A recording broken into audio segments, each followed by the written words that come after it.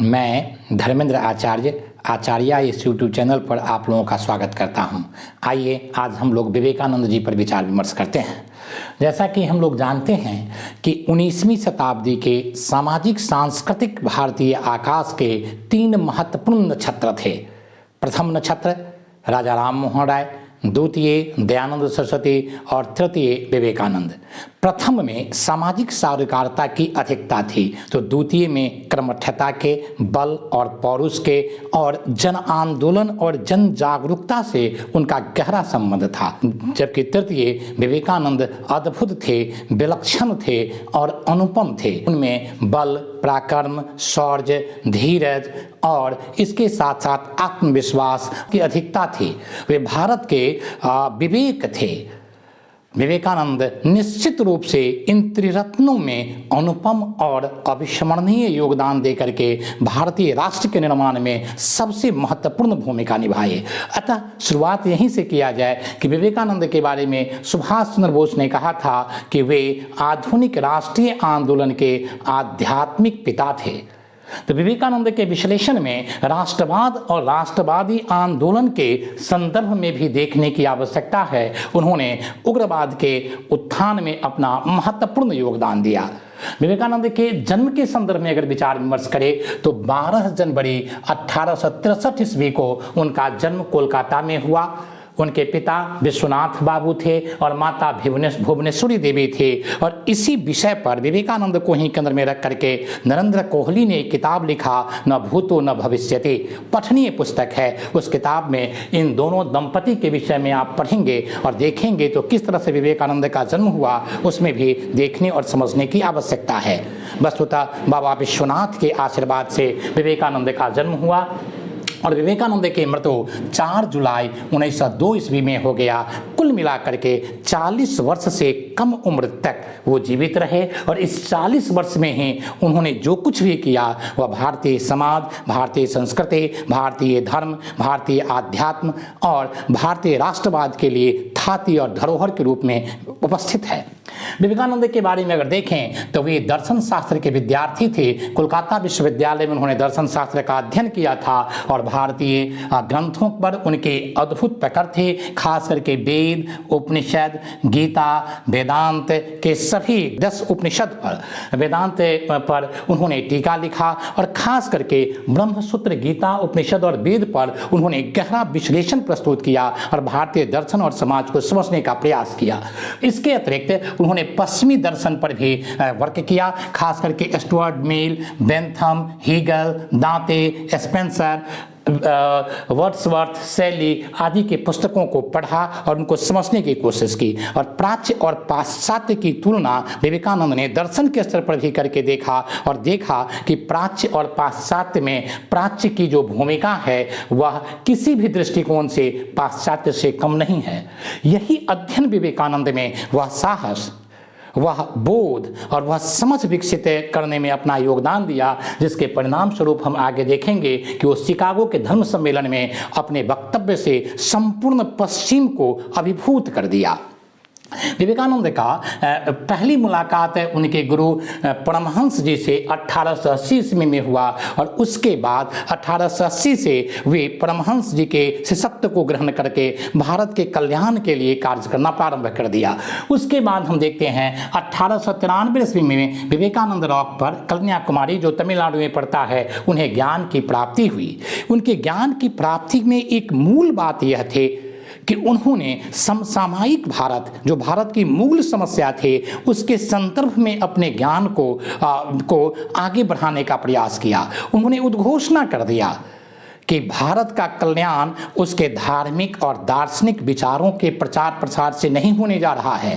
भारत के कल्याण के केंद्र में जो यहाँ के जन सामान्य हैं, जो गरीब हैं, जो दबे कुचले लोग हैं, उनके जीवन के स्तर को ऊपर उठाने में, उनके ज्ञान और विज्ञान, उनके साहस, उनके आत्मबल को बढ़ाने के लिए प्रयास करने में होगा, न कि यहाँ के धर्म और उनके दर्शन के विकास से होगा। तो इस प्रकार से विवेकानंद ने विवेकानंद रॉक पर जो कन्याकुमारी के पास है उसमें यही ज्ञान प्राप्त किया कि वर्तमान भारत के उत्थान के लिए जन सामान्य के आत्मविश्वास को बढ़ाने की आवश्यकता है, न कि भारतीय धर्म और दर्शन का प्रचार करने की आवश्यकता है।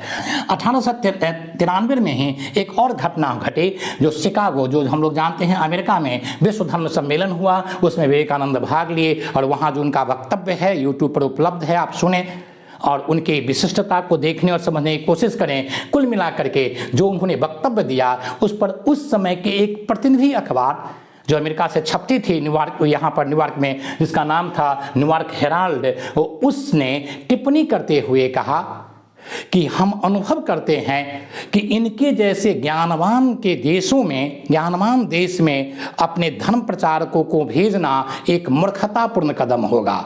अर्थात विवेकानंद के वक्तव्य संपूर्ण पश्चिम को इतना अभिभूत किया, इतना प्रभावित किया कि उनको लगा कि भारत में ईसाई धर्म के प्रचारकों को भेजना एक प्रकार की मूर्खता होगी, मूर्खतापूर्ण कदम होगा।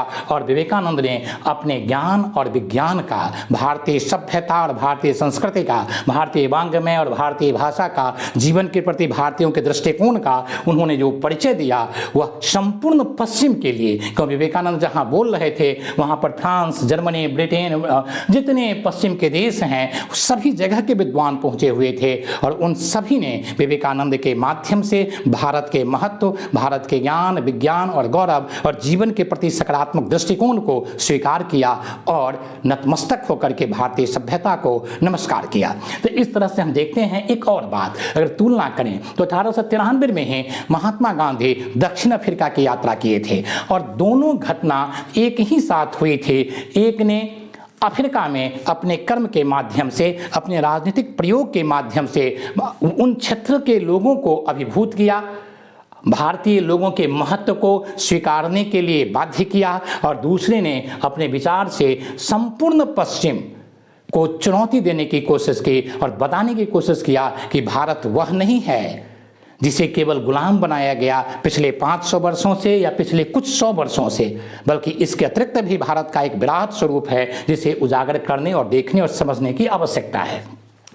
1896 ईस्वी में विवेकानंद ने वेदांत सभा की स्थापना न्यूयॉर्क में, कैलिफोर्निया में, सैन फ्रांसिस्को, ये सब यूएसए के शहर हैं, वहाँ पर किया। फिर उन्होंने पश्चिम यूरोप की यात्रा किए और वहाँ जर्मनी, फ्रांस, स्विट्जरलैंड, ब्रिटेन, मिस्र आदि की यात्रा करते हुए वो वहाँ से वापस आए और जब वो वापस आए तो 1897 ईस्वी में उन्होंने बेलूर में, जो कोलकाता में है, वहाँ पर उन्होंने एक मठ की स्थापना की और एक मठ उन्होंने अल्मोड़ा में, जो मायावती जगह है, वहाँ पर उन्होंने स्थापित किया था। तो इस प्रकार विवेकानंद ने एक मठ की स्थापना की जिसे हम रामकृष्ण मिशन के नाम से जानते हैं। उस मठ की स्थापना बेलूर और मायावती में की गई। इसके अतिरिक्त और कई जगह पर हुआ, लेकिन ये प्रारंभिक मठ थे।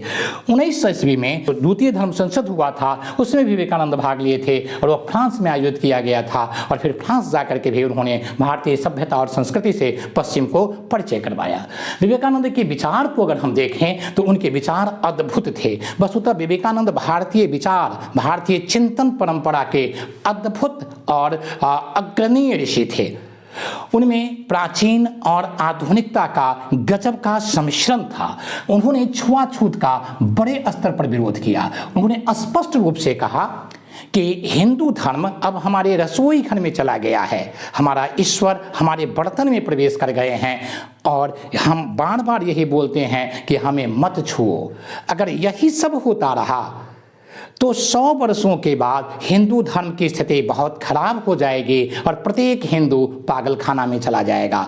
अर्थात विवेकानंद बहुत गंभीरता से, बहुत अंदरूनी स्तर पर छुआछूत और जातिवाद का विरोध किया। जिन बातों को उजागर करने की आवश्यकता है इस बात पर उतना बल नहीं दिया गया और अन्य सारे जो हमारे विद्वान रहे, अन्य सारे जो हमारे समाज सुधारक रहे, उनको इन संदर्भों में रेखांकित तो किया गया, लेकिन विवेकानंद के इस सामाजिक विचार पर उतना फोकस नहीं हो सका। दूसरी बात, स्वतंत्रता के वो प्रबल समर्थक थे। उस गुलामी के दौर में स्वतंत्रता के महत्व को इन्होंने जितना रखा, स्वदेशी के महत्व को दयानंद सरस्वती ने और स्वतंत्रता के महत्व को विवेकानंद ने जिस ढंग से रखा, जिस प्रबलता के साथ रखा, शायद अधिकांश लोगों ने इस तरह से इस पर ध्यान नहीं दिया। उन्होंने तो साफ साफ कह दिया कि जीवन के विकास और कल्याण की स्वतंत्रता एकमात्र अकेली शर्त है। जिसके विचार में, जिसके कर्म में स्वतंत्रता नहीं होगा वह कभी भी विकास नहीं कर सकता है।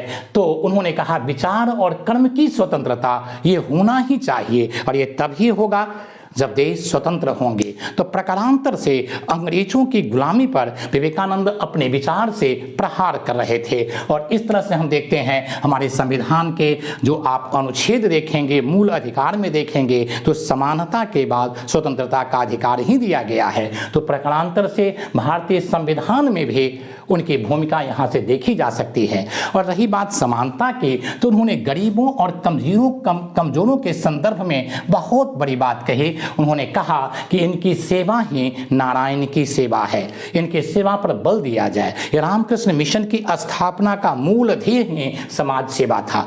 गरीबों का, दलितों का, पिछड़ों का, जो ग्रामीण हैं, उनकी सेवा पर बल देने की बात उन्होंने किया। और शिक्षित भारतीयों को ललकारते हुए उन्होंने कहा कि जो असंख्य गरीबों के पैसे से बने हुए स्कूल, कॉलेज आदि में पढ़ते हैं और पढ़ने के बाद फिर उन गरीबों पर, अशिक्षितों पर ध्यान नहीं देते हैं, मैं उन्हें देशद्रोही मानता हूं। इस तरह के गंभीर आरोप विवेकानंद उन पढ़े लिखे लोगों पर लगाते हैं जो गरीबों के पैसा लेकर के बने हुए कॉलेज और विश्वविद्यालय में पढ़ करके और उनके विकास पर ध्यान नहीं देते हैं। विवेकानंद की और अगर बात देखें तो उनके दर्शन की गंभीरता को यहाँ से देखा जा सकता है। उन्होंने बताया वर्तमान स्वमेव ज्ञान है और मनुष्य उसका आविष्कारक है। अद्भुत वाक्य। विवेकानंद से किसी ने पूछा कि महान कैसे बना जाए, तो उन्होंने कहा कि साधारण मनुष्य जितने 1500 वर्षों में काम करता है, अगर उतना कोई व्यक्ति एक ही जन्म में काम कर ले तो वह व्यक्ति महान बन जाएगा।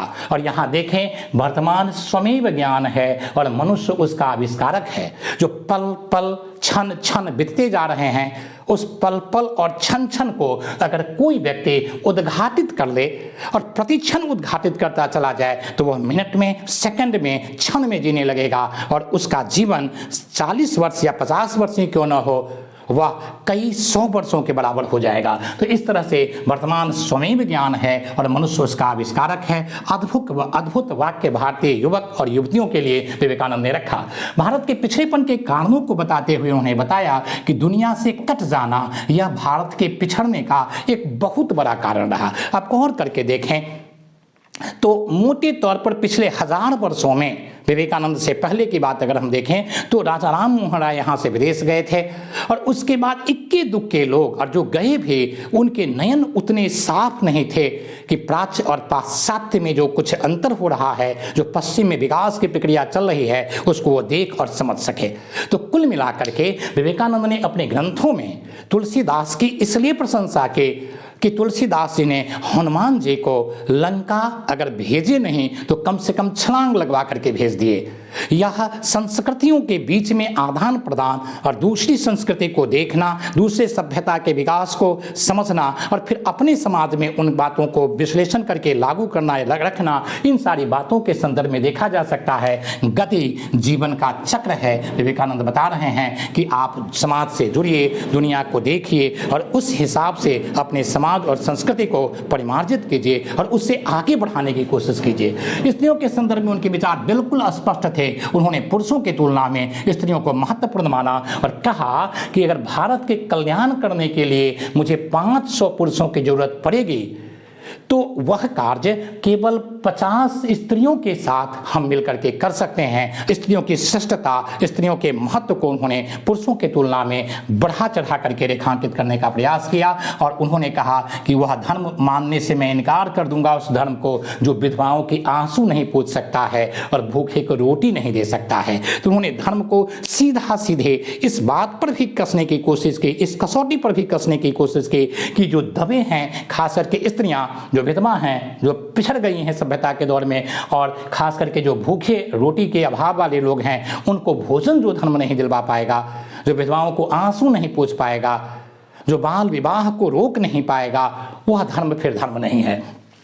युवाओं को ललकारते हुए उन्होंने बहुत सारी बातें कही, जिसमें एक तो अमर वाक्य है, उठो जागो और तब तक रुको नहीं जब तक तुम्हें लक्ष्य की प्राप्ति न हो जाए। विवेकानंद, ओथेस्ट, जागृत, अगर उनको देखें कि मंत्रम व साध्या में उन्होंने सीधे सीधे कह दिया या तो शरीर का ही पात्य हो जाएगा, शरीर ही समाप्त हो जाएगा, या मंत्र ही सधेंगे। उपनिषद के से काफी प्रभावित थे और उन्होंने युवाओं को कहा उठो जागो और तब तक रुको नहीं जब तक लक्ष्य की प्राप्ति नहीं हो जाए। बीते अतीत को दफना दो।